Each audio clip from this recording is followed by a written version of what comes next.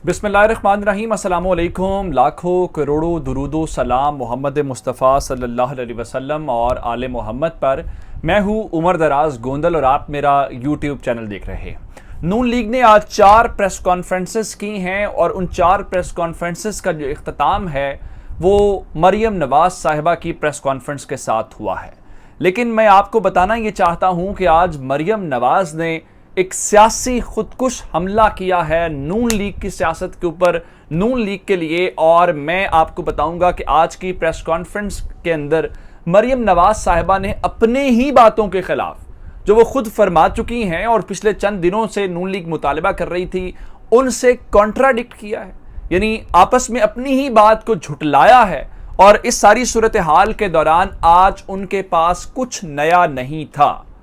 उनकी press conference में जिस तरह जियो वाले ये दिखाते रहे हैं कि जी इमरान खान ने कौम से खिताब किया, तो इतनी बार मैं दिखाया गया।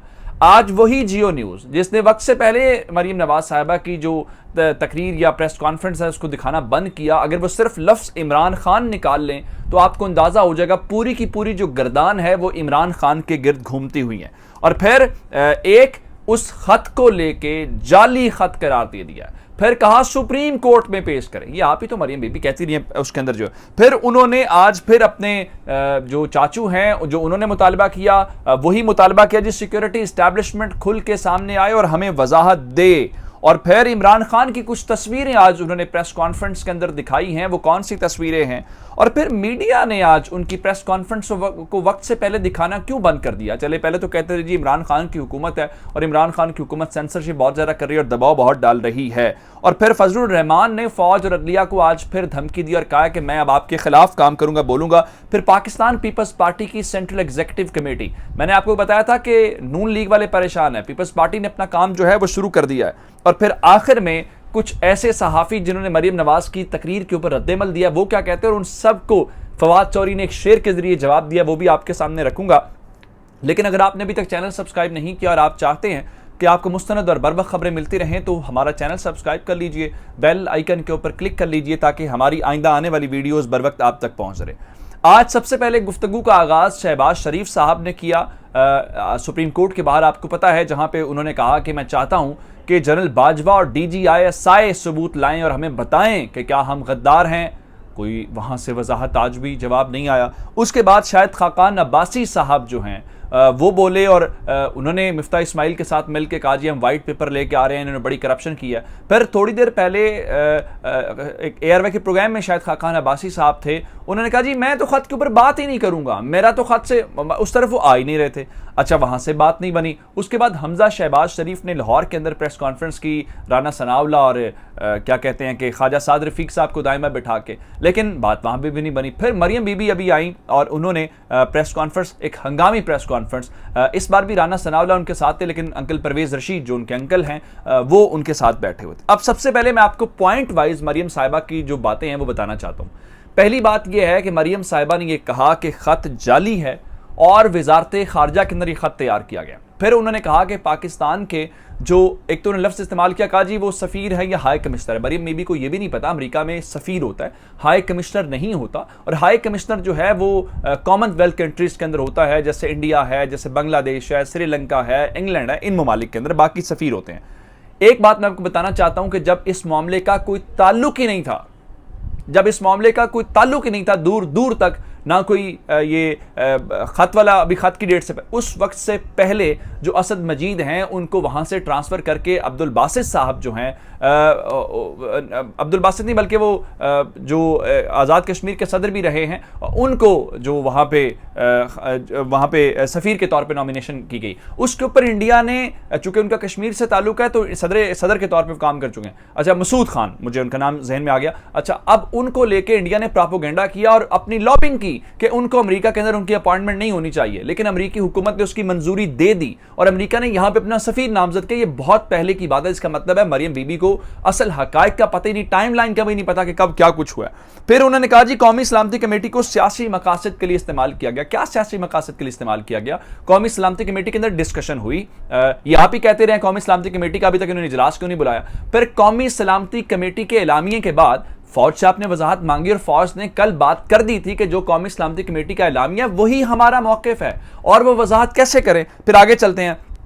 फिर मरियम बीबी ने एक तरफ यह मुतालबा किया कि सिक्योरिटी इस्टेब्लिशमेंट खुल के आके वजाहत करे, दूसरी जानिब रॉयटर्स का उन्होंने जो है वो हवाला दिया रॉयटर्स के मजमून का। फिर कहा नहीं, रॉयटर्स के अंदर किसी को कोट तो नहीं किया गया, इन बिटवीन जो है वो बात की गई है। आप जाके रॉयटर्स का मजमून पढ़ लें, वहां पे ऑफिशियल का लफ्ज़ इस्तेमाल किया गया है, इवन सिक्योरिटी का भी लफ्ज़ इस्तेमाल किया गया। ऑफिशियल से मुराद सिविलियन ऑफिशियल क्यों नहीं हो सकता जी, क्या उसमें फौज के लिखा हुआ है? अच्छा, उसके बाद सबसे जो इंपॉर्टेंट सवाल उनके सामने रखा गया कि चलिए इमरान खान से तो आपका सियासी इख्तलाफ हो सकता है, या इमरान खान को आप जो मर्जी कहें, ये जो रूस की वजारत खारजा ने बयान जारी किया है उसके ऊपर आप क्या कहती हैं? अब इसके ऊपर कोई जवाब नहीं था। अब मरियम बीबी ने कहा जी मैं बहुत जिम्मेदार शहरी हूं, मैं नहीं चाहती कोई मैं ऐसी बातचीत करूं जिससे मुल्की मफाद को, मुल्की सलामती को नुकसान पहुंचे।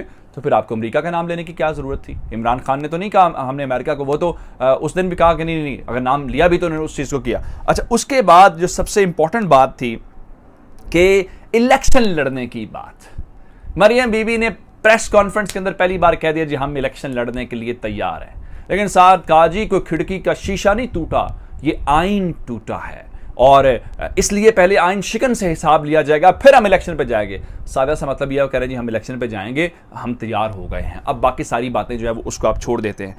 फिर उन्होंने कहा जी खत सुप्रीम कोर्ट में क्यों नहीं दिखाया गया? आपने आज अदालत से कहा DGISI से ब्रीफिंग ले ले, आपने खत का आपके वकील ने वहां मुतालबा ही नहीं किया।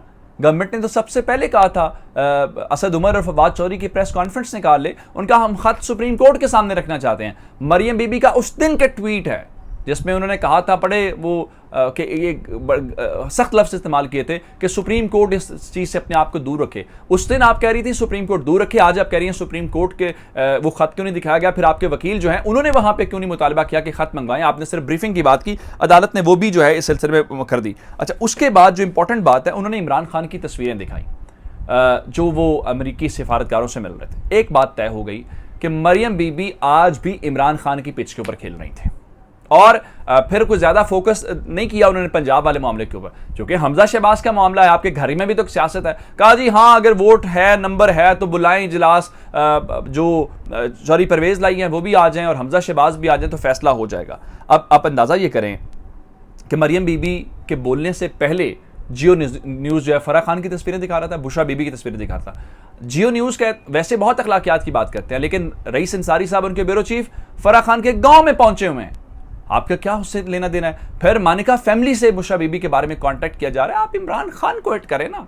बुशरा अगर आप करप्शन कह रहे हैं तो आप जाएं, आपने कोई दरखास्त दी फराह खान के खिलाफ, मैं फराह खान को डिफेंड नहीं कर रहा, जिसने जो गलत किया उसको सजा मिलनी चाहिए, इन्वेस्टिगेट होना चाहिए।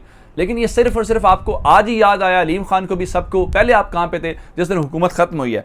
उसके बाद मरियम नवाज की जो बॉडी लैंग्वेज थी वो बहुत मायूसी से भरपूर थी। आप देख लें जाके प्रेस कॉन्फ्रेंस, आमतौर पे मरियम साहिबा बड़ा ऑफेंसिव बोलती हैं, इसमें कोई शक नहीं है, बड़ी ग्रिप के साथ बोलती हैं, लेकिन आज वो नजर नहीं आया, आज फोकस नहीं थी, उनकी बॉडी लैंग्वेज उनका साथ नहीं दे रही थी, वो क्या कर रही थी। इसी वजह से जियो न्यूज़ निकल गया, AR सिर्फ अलीम खान के चैनल आपको दिखाता रहा समा, आज आपकी पूरी प्रेस कॉन्फ्रेंस भी चैनल ने दिखाई। उसकी क्या वजह? चले पहले तो ये होता था जी गवर्नमेंट जो है वो सेंसरशिप करती है, आज तो इमरान खान की गवर्नमेंट नहीं है, इमरान खान तो निगरान के तौर पे बैठे हैं, जब तक अगला उनकी तो मिनिस्ट्री इंफॉर्मेशन भी उनके पास नहीं है। इसका मतलब यह, मैं उसकी मिसाल आपको दे देता हूं कि सिरिल अल्मेडा का आपको नाम याद होगा, जिन्होंने डॉन लीक्स के अंदर जिनका नाम आया था, उन्होंने क्या ट्वीट किया? उन्होंने कहा जी boring Maryam, opposition still clueless. उस पर फवाद चौधरी साहब ने एक शेर के जरिए उनको खूबसूरत सा जवाब दिया और कहा जी देखना तकरीर की लज्जत के जो उसने कहा, मैंने ये जाना कि गोया ये भी मेरे दिल में है। उन्होंने जवाब बात सारी करी। अच्छा जी, अब आ जाते हैं फजलुर रहमान के ऊपर।